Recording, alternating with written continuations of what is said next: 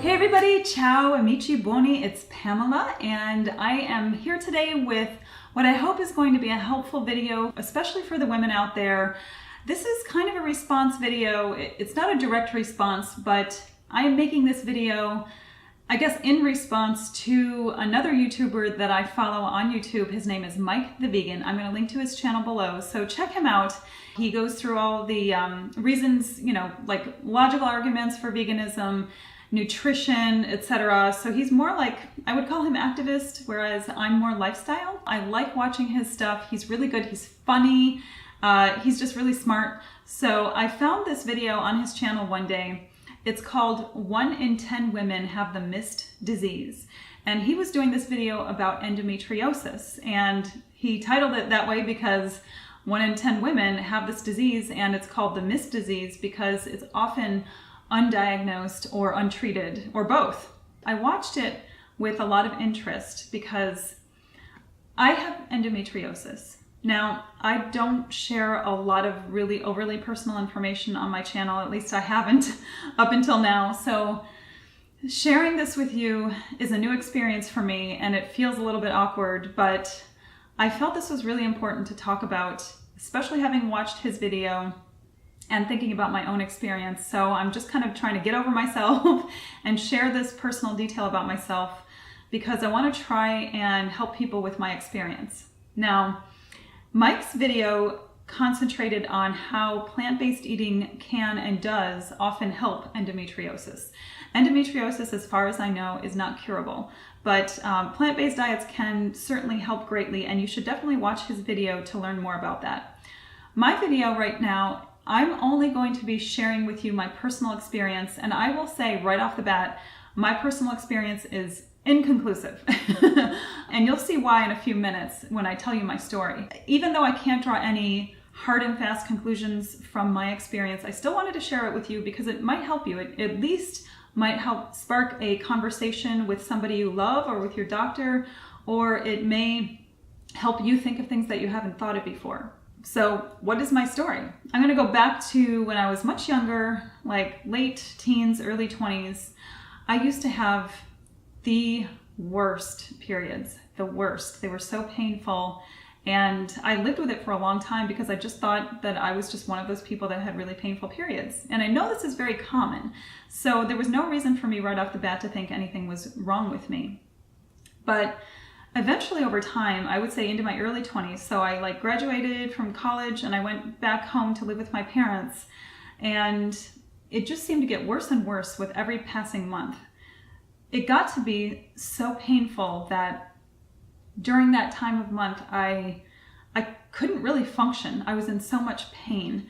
And if I didn't take a lot of painkillers, like right when I felt the first pangs of pain, or even before that, if I could predict when the pain was coming, if I didn't get that medicine in my system immediately, then it didn't matter if I OD'd on painkillers, it still wouldn't help me once the pain started. And it was so bad that I needed to just be in this fetal position. I couldn't straighten out my body. It was debilitating. The pain was really terrible. To illustrate how bad it got, and this is the point at which I'm like, maybe I should see a doctor now. One night when I was living home at my parents' house, I had gotten my period like the day before, and I could usually count on the pain kicking in day 2 or 3. So I knew it was coming, but I hadn't really felt anything bad all day, so I went to bed that night without taking any painkillers or doing anything else, because I figured, okay, if I haven't felt any pain yet, then I'm probably okay for tonight. Well, I woke up in the middle of the night, it must have been 2 or 3 in the morning, in excruciating pain. And not only did I have the usual pain in the front, like in the abdomen area, but this pain shot around my back and it was shooting down my legs. And there was literally no position that I could put myself in that would relieve this relentless pain that I was feeling.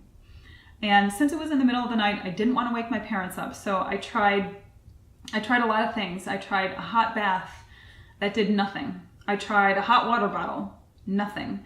I tried taking the maximum amount of, I think we had Advil in the house or something similar, the max that I could take without it becoming dangerous for my liver. Didn't do a damn thing. I just remember trying all these things and then going back into my bed, and I was literally holding myself and rocking myself back and forth, trying to just live through the pain until it was over. And just, I remember tears were streaming down my face. I could not get away from the pain. So finally, even though it was in the middle of the night, I was like, tears streaming down my face. I'm like, Dad, Mom, come here, you gotta help me. And I'm kind of chuckling about it now because what you're about to hear is kind of funny. It's funny now that I can look back on it, but it wasn't funny back then. But anyway, I'm like, Mom, Dad, come in my bedroom. And of course I wake my parents up in the middle of the night and they come in the bedroom, and my dad came in first. He's like, what's going on? What's going on? I said, I can't take this pain anymore. You've got to help me. Well, honey, we can take you to the hospital. Do you need to go to the hospital? I'm like, no, I need to get drunk. You got to help me get drunk. I am not lying when I tell you this is what I said to my father. And I told him like all the things that I tried. I told him I tried a hot bath, a hot water bottle. I tried painkillers. And I absolutely did not want to go to the hospital. I didn't want to get up. I didn't want to move. I just wanted not to feel the pain anymore. So I said to my dad, I'm like, go downstairs and get me a shot glass and bring up some whiskey and sit with me while I pound shots. God bless my parents. He went down to the kitchen, and now he did this begrudgingly. You got to understand, my parents are like Italian parents. They're kind of more on the traditional conservative side. They don't just go and get alcohol for their kids. This is not how they operate. He saw that I was in just massive amounts of pain. And of course I was over 21, so I was like 22, 23 years old. So my parents would never just go get us alcohol or anything like that just because we wanted it. He saw the amount of pain that I was in, and I refused to go to the hospital. So my dad went to the kitchen and he got me a shot glass and he got me a bottle of whiskey, and he sat on the bed next to me. I think I did 2, maybe 3 shots. I didn't do enough to actually get drunk. I wasn't really drunk so much as I just wanted to like get to that place where you're just not feeling as much, just so that I could be relieved of this pain. And while he's sitting there watching me drink these shots of whiskey, he's like, I know you don't want to go to the hospital tonight, but when you get up tomorrow, we're calling your OBGYN and we're going to go in as soon as they can see you. And I agreed with that. I knew there was something going on here that was more than just massive pain during my period. I knew that this was over and above normal cramps. Cramps, by the way, can be quite vicious, but I knew this was even over and above that. I knew something was wrong and that I needed to see my doctor. Having those shots of whiskey, that took the edge off. I eventually fell asleep. And when I got up the next morning, my parents were like, okay, who's your doctor? Let's go see her, and we've got to figure out what's wrong with you. At the time, actually, I had just gotten out of college, so I really didn't have my own insurance. And I was using Planned Parenthood's services for most of my OBGYN appointments. So we went to Planned Parenthood, and they started the ball rolling on doing different tests and figuring out what was wrong with me. And they got to a point where they could really go no further, and they kind of eliminated some things, but they could go no further with a diagnosis. And they said, you need to see a pelvic pain specialist. They referred me to a pelvic pain specialist at a local hospital, and they also referred me to a doctor, like private practice OBGYN, who is fantastic. And through process of elimination, they did determine that I have endometriosis. Now, thank God, that's what they found rather than something more serious. And they did ultrasounds, they did blood tests, they did urine tests, they did all the kinds of tests that they needed to do to figure out. And they did tell me, you know, we've ruled out all these other things. We are 98, 99% sure this is what you have. In order to be 100% sure, there is an operation that you can have. It's not too invasive, but it does involve opening up your belly button and going into your belly button with a camera and a scope and seeing what's in there, like actually observing the tissue in there. Or your other option is we can treat you as if you have endometriosis, because we're very positive that's what it is. And if you respond well to treatment, then that just confirms the diagnosis and we can, go from there. I opted not to have the I forgot what it's called, laparoscopy, or I don't know if that was what it was called or if it's something else. I did not want them cutting my belly button open, and it's supposed to be kind of painful. So I didn't want to do that, but I said, let's do the treatment. And the treatment was going on the pill. And I was okay with that. I don't have reservations about it from a health perspective like a lot of people do. I feel that it's very safe. It's been around forever. So I was happy to go on the pill and have that be my so-called treatment. It's really more of a way of managing the disease than treating it. Because remember, there's no cure for endometriosis. I would say within 2 to 3 months of being on the pill, it changed my life completely. It was like I was in a different body. My pain was gone, mostly gone. I still had some cramping around the time of my periods, but it was nowhere near the kind of debilitating pain that I had experienced up till then. So it really was managing my pain. It was regulating my periods. I had hormonal acne going on at the time. That went away.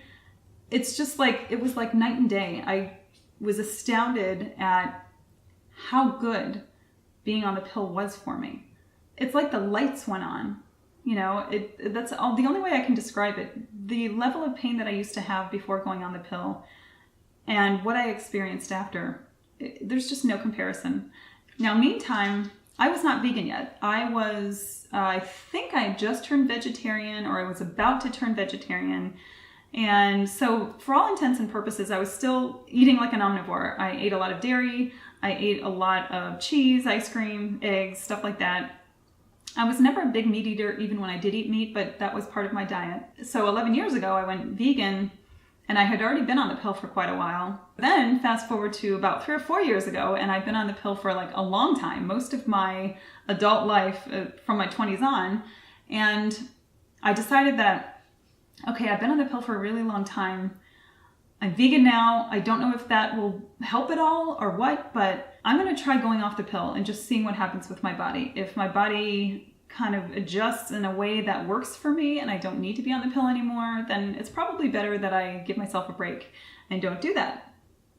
So at this point, I had been vegan for, I would say, about 6 years or so. So I did this experiment. I stopped taking my pill. I did not refill my prescription.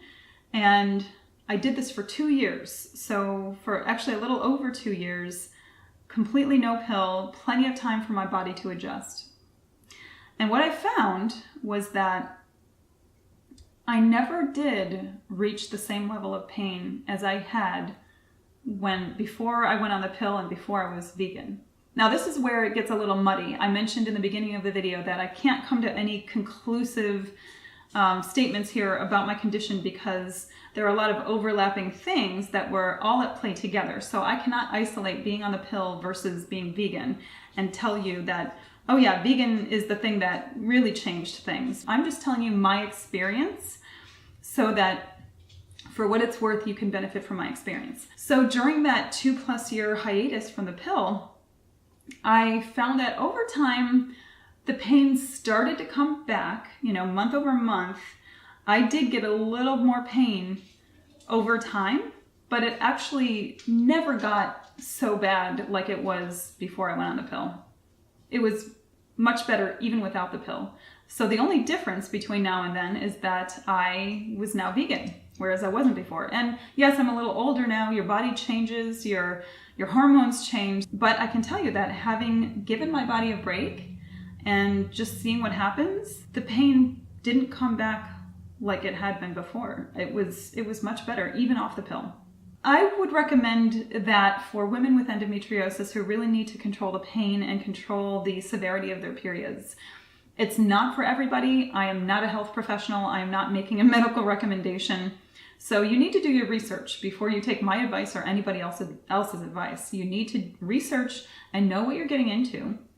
But I can say that the pill has definitely helped me, but I think my personal experience being vegan has also helped. Now, which one is more? Who knows? But I know that they have both helped me when it comes to my endometriosis. And today I'm living virtually pain-free and I feel great. I feel healthy. I make sure to eat mostly whole foods, plant-based. I do eat some processed foods here and there. I have a terrible sweet tooth, so that doesn't help me at all. But for the most part, I really try and eat whole foods, plant-based. and then throw in some extra goodies as I can. And I feel good. I feel good. I'm capable of, being very active. I don't have the kind of pain that I ever used to. And looking back on that time when I used to have so much pain, it's like that was a different person almost. And I'm very grateful for what my doctors have done for me, but I'm also grateful for the benefits, the health benefits that have come along with being vegan. So that is my rather inconclusive story. I'm sorry I can't be more definite about what helped and when. I do know that the pill absolutely helped me. I wish I could isolate more the effects of being vegan, but there were too many overlaps and I wasn't planning it out that way, so I didn't exactly observe. I just know that now that I am vegan, even if I'm not on the pill, I don't get the kind of pain that I used to. And that to me means a lot. And I hope to you it means something. I hope that you can at least take this video and just gather some information from it. Know my experience. Know that if you are out there suffering from this disease, that I absolutely empathize with you. It's terrible. It's terrible. It's painful.